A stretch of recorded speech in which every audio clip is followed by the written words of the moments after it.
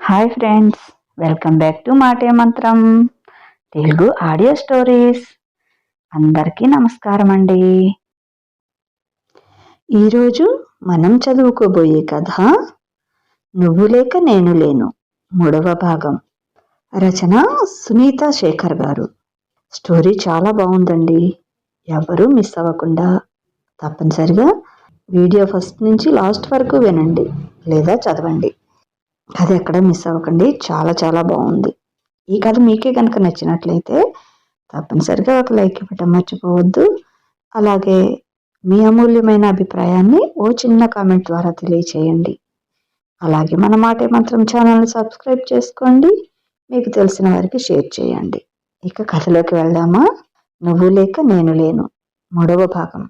మహాకి లైట్గా కళ్ళు తిరుగుతూ ఉంటుంది. ఏమైంది? నాకు కళ్ళు తిరుగుతూ ఉన్నాయి. మధ్యాహ్నం లంచ్ చేయలేదు కదా, అందుకే ఇలా కళ్ళు తిరుగుతూ ఉన్నాయి. అయినా ఇంతకు ముందు రోజంతా తినకుండా ఉద్యోగం కోసం కాళ్ళు అరిగిపోయేలా తిరిగిన రోజులు ఉన్నాయి. కానీ అప్పుడు ఇలా లేదు. ఇప్పుడు ఒక్కపూట తినకపోతే ఏదో 10 రోజుల నుండి తిన్నట్లు కళ్ళు తిరుగుతూ నా ఒళ్ళు నా ఆధీనంలో లేదు ఏంటి అని అనుకుంటూ కళ్ళు మసకమసకగా కనిపిస్తూ ఉంటే ఒక దగ్గర ఆగుతుంది మహా. తన వెనకనే తనని ఫాలో అవుతూ వచ్చిన అతను మహా ఒక చోట ఆగటం చూసి చుట్టూ పరిశీలనగా చూసి ఎవరూ లేకపోవటంతో తనని ఒక రూంలోకి లాక్కొని వెళ్తాడు. తనని అలా లాక్కొని వెళ్తుంటే మహాకి కంగారుగాను భయంగానూ ఉంటుంది. అతని నుండి తనని తాను విడిపించుకోవాలి అని చూస్తుంది. కానీ అతని బలం ముందు తన శక్తి సరిపోదు. ఎవరు నువ్వు? నన్నెందుకు పట్టుకున్నావు? వదులు అంటూ అంత మత్తులోనూ తనని తాను రక్షించుకోవాలి అని చూస్తుంది. కానీ తన వల్ల కాదు. ఏయ్, ఎవరు నువ్వు? ప్లీజ్ నన్ను వదులు అని బ్రతిమలాడుతుంది మహా. కానీ అతను వినడు. మత్తు వలన ఎవరు అనేది తనకి కనిపించదు. ఇక్కడ ఎవరైనా ఉన్నారా? ప్లీజ్ హెల్ప్ చేయండి అని గట్టిగా అరుస్తుంది మహా. ఆ ఆగంతకుడు మహా మాటలు బయటికి రాకుండా తన నోరు నొక్కేసి, ఏయ్, గట్టిగా అరిచావనుకో ఇక్కడే నిన్ను చంపేస్తాను. సైలెంట్గా ఉండు. నిన్ను నేనేం చేయను. జస్ట్ 1 గంట తనివి తీరా నీతో నా కోరిక తీర్చుకుంటాను అంతే. కాదు కూడదు అని అరిచావో నిన్ను చంపి ఇక్కడే పాతి పెడతాను. అతని మాటలకి షాక్ అయ్యి స్థాణువులా నిలుచుంటుంది. తాను ఏం విన్నదో అర్థమయ్యి అక్కడే కుప్పకూలిపోతుంది. తను అరిస్తే అతను చంపేస్తాడు. తను చచ్చిపోతే తన అమ్మ తమ్ముడి పరిస్థితి ఏంటో అర్థం కాక బాధపడుతుంది. అలాగని అతనికి లొంగిపోతే నేను బ్రతికే బ్రతుక్కు అసలు అర్థం ఉండదు. ఎలాగైనా ఇక్కడి నుండి తప్పించుకోవాలి ఆలోచిస్తున్న తన ఒంటి మీద అతని చేతులు పడేసరికి భయంతో బిగుసుకుపోతుంది తను. ప్లీజ్ నన్నేం చెయ్యొద్దు. కావాలంటే నీకు ఎంత డబ్బు కావాలన్నా ఇస్తాను. కనీసం అలా అయినా డబ్బుకు లొంగి తనని వదులుతాడు అనే ఆశతో. నీ అందం ముందు ఎంత డబ్బైనా తెగదుడిపే బ్యూటీ అంటూ తనని ఆక్రమించుకోవాలి అని చూస్తూ తన చీరని లాగుతూ ఉంటాడు ఆమె ఒంటి నుండి దూరం చేయటానికి. ఒక పక్క జ్యూస్లో కలిపిన మందు ఎఫెక్ట్ వలన కళ్ళు మూతలు పడుతూ ఉన్నాయి. అలాగే తన పరిస్థితి గుర్తొచ్చి నిస్సహాయంగా ఉండిపోతుంది. తన ఒంటి నుండి అతని చీరను వేరు చేస్తుంటే తర్వాత జరగబోయేది అర్థమయ్యి అంత మత్తులోనూ ధైర్యం కూడగట్టుకొని ఒక చేత్తో అతని చేష్టలను అడ్డుకుంటూనే ఇంకొక చేత్తో ఏదైనా ఒక వస్తువు తన చేతికి తగులుతుందా అని చూస్తూ ఉంటుంది మహా. అలా ఇంకొక చేత్తో వెతుకుతున్న మహాకి తన చేతికి ఒక వస్తువు తగులుతుంది. దాన్ని తీసుకొని అతని తల మీద గట్టిగా కొడుతుంది మహా. దాంతో ఆమెపై ఉన్న అతని పట్టు కొంచెం సడలుతుంది. దాంతో అతన్ని దూరంగా తోసి డోర్ కనిపిస్తే ఓపెన్ చేసి అందులోకి వెళ్తుంది కంగారుగా. తర్వాత చుట్టూ చూసిన తనకి అర్థమవుతుంది తను రూమ్లో నుండి బయటకు రాలేదు, ఆ రూమ్లో ఉన్న వాష్రూమ్లోకి వచ్చింది అని. అక్కడి నుండి బయటికి వెళ్ళాలి అని చూస్తున్న తనకి కోపంగా తన వైపే వస్తున్న అతను మసకమసగ్గా కనిపిస్తూ ఉంటే వాష్రూమ్ బోల్ట్ పెట్టి అక్కడే ఉన్న నీళ్లతో మొహం కడుక్కుంటూ ఉంటుంది. ఆ వ్యక్తి పైకి లేచి తలుపు దబదబా బాదుతూ ఉంటే ఎక్కడ ఆ డోర్ పగిలిపోయి అతన్ని లోపలికి వస్తాడో అని భయం వేస్తుంది తనకి. ఏయ్, డోర్ ఓపెన్ చెయ్యి, పాపం పోనీలే అని జస్ట్ నీ మీద మోజు తీర్చుకుని వదిలేద్దాం అనుకున్నాను. కానీ నువ్వు నన్ను గాయపరిచావు. నిన్ను వదిలిపెట్టను నేను. నరకం ఎలా ఉంటుందో రుచి చూపిస్తాను నీకు అంటూ కోపంతో ఊగిపోతూ గట్టిగా ఆ డోర్ని కొడుతూ పగలగొట్టడానికి ట్రై చేస్తూ ఉంటాడు అతను. మహా ఏంటి వాష్రూమ్కి వెళ్ళొస్తాను అని వెళ్ళి ఇంకా రాలేదు అని వాష్రూమ్స్ వైపు వెళ్ళి అక్కడంతా చూస్తాడు అయాన్స్. ఎక్కడికి వెళ్ళింది తిను అనుకుంటూ ఆమెకి కాల్ చేస్తాడు. కానీ ఉపయోగము ఉండదు. మహా ఫోన్ ఆ వ్యక్తి పట్టుకొని తీసుకొని వెళ్తున్నప్పుడు కింద పడిపోయి ఉంటుంది. ఏంటి ఫోన్ లిఫ్ట్ చేయదు తిను అనుకుంటూ తన కోసం మళ్ళీ అంతా వెతుకుతూ ఉంటాడు. ఎక్కడికి వెళ్ళింది తిను? కొంపతీసి ఇంటికి వెళ్ళిపోలేదు కదా ఇందాక అమ్మ చేసిన రచ్చకి అనుకొని ఇంతకుముందు మహా కళ్ళల్లో నీళ్లు చూడటం గుర్తొచ్చి మనసంతా ఎవరో మెలిపెట్టినట్లు అవుతుంది. అయ్యో పాపం, చాలా బాధపడినట్లు ఉంది. అందుకే కనీసం నాకు కూడా చెప్పకుండా వెళ్ళింది అనుకుంటూ తను కూడా ఇంటికి వెళ్ళాలి అనుకుంటాడు అయాన్స్. తన కారు దగ్గరికి వెళ్తున్న అతనికి అసలు తను ఇంటికి వెళ్ళిందో లేదో ఒకసారి అంతా చూసి వెళ్తే బాగుంటుంది అనుకుంటూ రూమ్స్ ఉన్న వైపు వెళ్తాడు అయాన్స్. అక్కడ ఒక చోట మహా ఫోన్ పడిపోయి ఉండటం చూసి మహా ఫోన్ ఏంటి ఇక్కడ ఉంది అనుకుంటూ ఆ ఫోన్ని చేతిలోకి తీసుకొని చుట్టూ చూస్తాడు. ఆల్మోస్ట్ అన్ని రూములు ఒకేలాగా ఉంటాయి. ఎక్కడికి వెళ్ళింది తిను? తన ఫోన్ ఇక్కడే ఉంది అంటే తను ఇక్కడే ఉండాలి అనుకుంటూ కొంచెంగా డోర్ కొడుతున్న శబ్దం వస్తుంటే ఆ వైపు వెళ్తాడు. అక్కడ ఆ వ్యక్తి తల నుండి రక్తం కారుతూ ఉంటే మొహం మీద ఆ రక్తం అంతా పడి చూడటానికి చాలా చండాలంగా ఉంటాడు అతను. ఏయ్, ఎవర్రా నువ్వు? ఏం చేస్తున్నావు ఇక్కడ? అసలు ఈ రక్తం ఏంటి? అసలు నువ్వేంటి? ఎవరు ఉన్నారు లోపల? టీనా ముందే అయాన్స్ గురించి చెప్పటం వలన అతని భార్యను పట్టుకున్నా అని తెలిస్తే ఇంకేమైనా ఉంటుందా అనుకుంటూ అక్కడి నుండి పారిపోవటానికి ట్రై చేస్తాడు. కానీ అయాన్స్ అతన్ని పారిపోకుండా పట్టుకొని అతన్ని బాగా కొట్టి, చెప్పరా లోపల ఎవరు ఉన్నారు? నువ్వెందుకు పారిపోతున్నావు? ఈ రక్తం ఏంటి అని అతన్ని అడుగుతూ ఉంటాడు. అయాన్స్ మాటలు వింటున్న మహాకి అతని గొంతు విని అది అయాన్స్ గొంతులా ఉందని కొంచెం డోర్ ఓపెన్ చేసి చూస్తుంది. అయాన్స్ అతన్ని కొడుతూ అడుగుతూ ఉంటాడు. అయాన్స్ని అక్కడ చూసేసరికి కొండంత ధైర్యం వస్తుంది మహాకి. ఆయు అని పిలుస్తుంది. మహా మాట విని తన వైపు తిరిగిన అయాన్స్కి మహాని చూసి చాలా హ్యాపీగా అనిపిస్తుంది. మహా, నువ్వేంటిక్కడ? అది అయాన్స్, వీడు నన్ను అని ఏడుస్తూ ఉంటుంది. ఏమైంది మహా? ఏం చేశాడు వీడు? చెప్పు. వీడు నా జీవితం నాశనం చేయబోయాడు అయాన్స్ అని జరిగింది మొత్తం చెప్తుంది మహా. మహా మాటలు విని అతని రక్తం మరుగుతుంది. నా మహానే తాకబోయావా నువ్వు? అసలు నీకు ఎంత ధైర్యం అని అతన్ని బాగా చితక్కొడతాడు అయాన్స్. తర్వాత పోలీసులకి కాల్ చేసి విషయం చెప్పి అతన్ని అరెస్ట్ చేపిస్తాడు. మహాకి మత్తు ఫుల్లుగా ఎక్కేసి అక్కడే పడిపోతుంది. మహా పడిపోవటంతో కంగారుగా వస్తాడు అయాన్స్ మహా దగ్గరికి. మహా, ఏమైంది నీకు? ఎందుకు పడిపోయావు అని తనని కదుపుతూ ఉంటాడు. మహా ఎంతకీ లేవకపోయేసరికి చాలా భయం వేస్తుంది అయాన్స్కి. ఆమె తీసుకుని హాస్పిటల్కి వెళ్తాడు.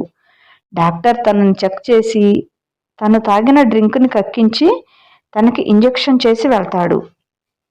డాక్టర్ తనకి ఇంజెక్షన్ చేసి ఇంకేం ప్రాబ్లం లేదు, ఇంటికి వెళ్ళవచ్చు అని చెబుతాడు. అయాన్స్ మహాని ఇంటికి తీసుకొని వెళ్తాడు. ఉదయం మహాకి మెలకువ వస్తుంది. రాత్రి జరిగింది గుర్తొచ్చి ఉలిక్కిపడి లేస్తుంది. అప్పుడే స్నానం చేసి టవల్ కట్టుకుని వచ్చిన అయాన్స్ మహా అలా ఉలిక్కిపడి లేవటం చూసి, ఏమైంది మహా అంటూ తన దగ్గరికి వస్తాడు. ఏం లేదు అని అయాన్స్ అలా ఒంటి మీద టవల్తో చూసి కొంచెం షాక్ అయి తలదించేస్తుంది.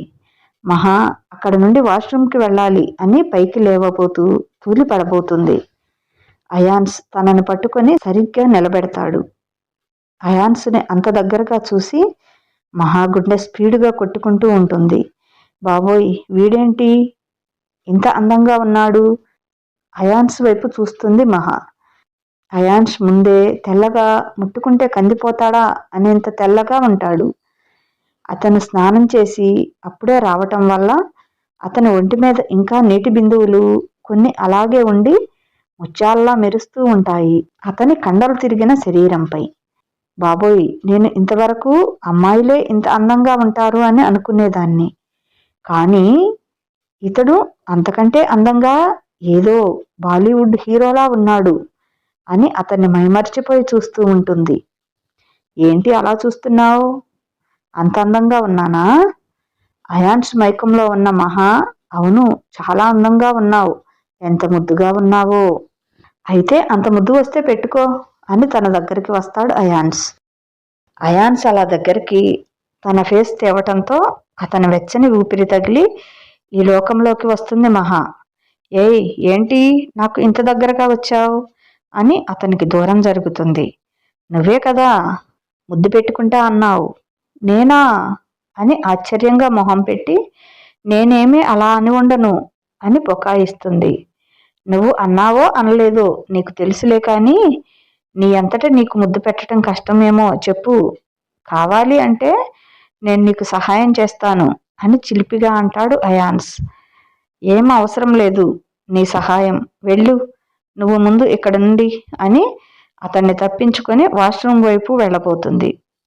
సరే వెళ్తాను, కానీ మరి నా మామూలు ఎక్కడా? మామూలా? మామూలు ఎందుకు? అదే, నిన్ను నేను రక్షించినందుకు. మరి నాకు ఏం గిఫ్ట్ ఇవ్వవా? అవును కదూ, మర్చిపోయాను. నన్ను నిన్న రక్షించినందుకు చాలా థ్యాంక్స్. నీకేం కావాలో చెప్పు, ఇస్తాను. నేనేం అడిగినా ఇస్తావా అని మెరిసే కళ్ళతో అడుగుతాడు అయాన్స్. నా దగ్గర ఉన్నది అయితే ఖచ్చితంగా ఇస్తాను. అయితే ఒక ముద్దు ఇవ్వు. అతని మాటకి షాక్ అవుతుంది మహా. ఏమిటి నువ్వు అడిగేది? No, never, I am not giving, go away. ఎందుకు ఇవ్వవు? నువ్వు ఏమైనా చాక్లెట్ అడిగావా వెంటనే ఇవ్వటానికి? ముద్దు బాబు, ముద్దు అడిగావు. సరే, నువ్వు ఇవ్వలేకపోతే నేనే తీసుకుంటానులే అని తన దగ్గరికి వచ్చి ఆమెను పట్టుకొని ముద్దు పెట్టుకోబోతాడు. అయాన్స్ అలా దగ్గరికి వచ్చి తనని పట్టుకోవటంతో కంగారు వచ్చేస్తుంది మహాకి. అయాన్స్, అసలు నువ్వేం చేస్తున్నావు? అయాన్స్, అసలు ఏం చేస్తున్నావు నువ్వు? ఏంటి నీకు తెలీదా? నా భార్యను ముద్దు పెట్టుకుంటున్నాను. హలో సార్, నేనేం మీ రియల్ వైఫ్ని కాదు, మనది కాంట్రాక్ట్ మ్యారేజ్, ఆ విషయం గుర్తుందా తమరికి అంటూ అయాన్స్ని దూరంగా తోసి వాష్రూంలోకి వెళ్తుంది మహా. మహా స్నానం చేసి బట్టల కోసం చూస్తుంది. అబ్బా, ఈ అయాన్స్ వల్ల బట్టలు తెచ్చుకోవటం మర్చిపోయాను అని అయాన్స్ రూమ్లో ఉన్నాడా లేడా అని కొంచెం డోర్ ఓపెన్ చేసి చూస్తుంది. అయాన్స్ లేకపోవటంతో బట్టలు తీసుకోవటానికి బయటకు వస్తుంది. అప్పుడే ఫోన్ మర్చిపోయిన అయాన్స్ రూమ్లోకి వస్తాడు. మహాని అలా చూసి షాక్ అవుతాడు. తరువాత తనని అలా మహా చూస్తే తప్పుగా అనుకుంటుంది అని బయటకు వెళ్తాడు. తర్వాత ఇద్దరూ ఆఫీస్కి వెళ్తారు. నిన్న మహా మీద జరిగిన ఘటన వెనుక ఎవరున్నారో తెలుసుకున్నారా అని అడుగుతాడు అయాన్స్ అతని సెక్రటరీని. తెలుసుకున్నాం సార్. ఎవరు వాళ్ళు? తను నా భార్య అని తెలిసి కూడా తన మీద అటువంటి సాహసం చేయడానికి ప్రయత్నించింది ఎవరు అని కోపంగా అడుగుతాడు అయాన్స్. టీనా, రియా మేడం వాళ్ళు సార్. వాట్? వాళ్ళ? ఎంత ధైర్యం వాళ్ళకి నా మహా మీద ఇంత కుట్ర చేయడానికి అని కోపంగా వాళ్ళని పిలిచి వాళ్ళ షేర్స్ వాళ్ళకి ఇచ్చేసి కంపెనీ నుండి తీసేస్తాడు వాళ్ళని అయాన్స్. సాయంత్రం అవుతుండగా ఇంటికి వెళ్ళటం కోసం తన క్యాబిన్కి కాల్ చేస్తాడు అయాన్స్ తనను పిలవటం కోసం. కానీ తను ఫోన్ లిఫ్ట్ చేయదు. సీసీటీవీ ఫుటేజ్లో చూస్తాడు, కానీ ఆ క్యాబిన్లో సీసీటీవీ ఫుటేజ్ వర్క్ చేస్తూ ఉండదు. అది చూసి కంగారు వచ్చేస్తుంది అయాన్స్కి. మార్నింగ్ వాళ్ళని ఏమైనా తీసేశాను అని కోపంలో మహాని ఏం చేయలేదు కదా అనుకుంటూ సీసీటీవీ ఫుటేజ్లో అన్ని ఫ్లోర్స్లో చూస్తాడు తను ఉందేమోనని. కానీ తను ఉండదు. గంట ముందు వరకు ఆఫీస్లో ఏమిటి జరిగిందోనని చూస్తాడు. ఎక్కడా తనకి అనుమానంగా ఏమీ ఉండదు. మహా క్యాబిన్ నుండి బయటకు వచ్చినట్లు కూడా ఉండదు. దాంతో మహా క్యాబిన్ దగ్గరికి వెళ్తాడు అయాన్స్. మహా తన క్యాబిన్లో అలాగే వర్క్ చేస్తూ చేస్తూ పడుకొని ఉంటుంది. మహా పడుకొని ఉండటం చూసి అప్పటి వరకు తన పడిన టెన్షన్ మొత్తం పోయి ఆ ప్లేస్లో హ్యాపీనెస్ వస్తుంది. మహా దగ్గరికి చిన్నగా అడుగులు వేస్తూ వెళ్తాడు. నిద్రపోతున్న మహాని చూసి, అసలు ఈ అమ్మాయి గురించి నేను ఎందుకు ఇంత ఆలోచిస్తున్నాను? నువ్వు నవ్వితే నాకు హ్యాపీగా ఉంటుంది, అదే నువ్వు బాధపడితే నాకు బాధగా ఉంటుంది. నువ్వు నిన్న కొంచెం సేపు కనిపించకపోయేసరికి నాకు మైండ్ అస్సలు పని చేయలేదు. అసలు ఎందుకు నీ గురించి నేను ఇంతలా ఆలోచిస్తున్నాను? I think I am love with you. Yes, నేను నిన్ను ప్రేమిస్తున్నాను. అయినా ఇంత తక్కువ టైంలో నేను ఒక అమ్మాయిని ప్రేమిస్తాను అని నేను అస్సలు అనుకోలేదు. ఈ విషయం నీకు త్వరలోనే చెబుతాను మహా అనుకొని నిద్రపోతున్న మహాని అపురూపంగా చూస్తూ ఉంటాడు. కొంచెం సేపటి తర్వాత మెలకువ వస్తుంది మహాకి. మహా లేవటంతో అప్పటి వరకు తనని చూస్తున్న అయాన్స్ సర్దుకొని కూర్చుంటాడు. అయాన్స్ని అక్కడ చూసి, ఐఆమ్ సారీ, వర్క్ చేస్తూ ఉంటే మగతగా అనిపిస్తే అలా పడుకున్నాను అని కంగారుగా పైకి లేస్తుంది. తన కంగారు చూసి, ఇప్పుడు నిన్ను ఎవరు అడిగారు? ఎందుకు అంత కంగారు? రిలాక్స్ అవ్వు. అయినా ఇది నా ఆఫీస్. నా ఆఫీస్లో నా భార్య పడుకుంటే తప్పేంటి చెప్పు? మహా వర్క్ చేయటానికి కూర్చుంటే ఇప్పుడు నువ్వు ఏం వర్క్ చేయొద్దు, కానీ అలా బయటకు వెళ్ళి వద్దాంరా. ఎక్కడికి? Anywhere you that like. నిజంగా నేను ఎక్కడికి తీసుకొని వెళ్ళమంటే అక్కడికి తీసుకొని వెళ్తారా? నిజంగా తీసుకొని వెళ్తాను. ఎక్కడికి తీసుకొని వెళ్ళాలి? అది మా తమ్ముడికి ఆపరేషన్ జరిగింది కదా, ఒక్కసారి తనను చూడాలని ఉంది. తీసుకొని వెళ్తారా? ఓకే, తీసుకొని వెళ్తాను అని మహాని హాస్పిటల్కి తీసుకొని వెళ్తాడు. అక్కడ తమ్ముడు అమ్మని చూసి కన్నీరు మున్నీరవుతుంది. ఇంకా తమ్ముడికి అంతా ఓకే అవుతుంది అని తెలిసి కొంచెం హ్యాపీ అవుతుంది. మహా అమ్మ అడుగుతుంది అయాన్స్ని చూసి, ఎవరు మహా అతను అని అడుగుతుంది. అతను మా బాసమ్మ. మిమ్మల్ని చూస్తానంటే నన్ను తీసుకుని వచ్చారు. చాలా మంచివాడు. తర్వాత ఇద్దరూ పార్కుకి వెళ్తారు. అక్కడ కొంచెం సేపు ఉండి ఇంటికి వస్తారు. అయాన్స్ నిద్రపోతూ ఉంటాడు. మహా మధ్యాహ్నం పడుకోవటంతో తనకి నిద్ర రాక అటు ఇటు పొర్లుతూ ఉంటుంది. తరువాత నిద్రపోతున్న అయాన్స్ని చూసి, ఎంత ముద్దుగా పడుకుని ఉన్నాడో చూడు. అబ్బా, ఇంత అందంగా ఎలా పుట్టావురా బాబు. ఒంటి అందమే కాదు, అంతకన్నా అందమైన మనసు నీది. మా తమ్ముడి ప్రాణాలను కాపాడావు. అలాగే నిన్న అతని నుండి నన్ను రక్షించావు. నిజం చెప్పాలి అంటే నిన్న నువ్వు రాకపోయి ఉంటే ఈరోజు ఇలా నేను బ్రతికి ఉండేదాన్ని కాదు. థ్యాంక్స్ అయాన్స్, నాకు సహాయం చేసి తోడుగా ఉన్నందుకు అని మనసులో అనుకొని, ఉదయం తనని కాపాడినందుకు గిఫ్ట్ కావాలి అని ముద్దు ఇవ్వమని అయాన్స్ అల్లరి పెట్టడం గుర్తొచ్చి సిగ్గుపడుతుంది తను. నిజం చెప్పాలంటే నీకు నేను పడిపోయాన్రా. నీ మంచి మనసుకి, నీ అందానికి, నీ అల్లరికి అంతటికీ పడిపోయాను. కానీ ఈ విషయం నేను నీతో ఎప్పటికీ చెప్పను. ఎందుకంటే మీ మమ్మీలా నువ్వు నన్ను అసహ్యించుకోవడం నాకు ఇష్టం లేదు. మీ అమ్మగారికి మనది కాంట్రాక్ట్ మ్యారేజ్ అని తెలియక నా మీద కోపంగా ఉంది.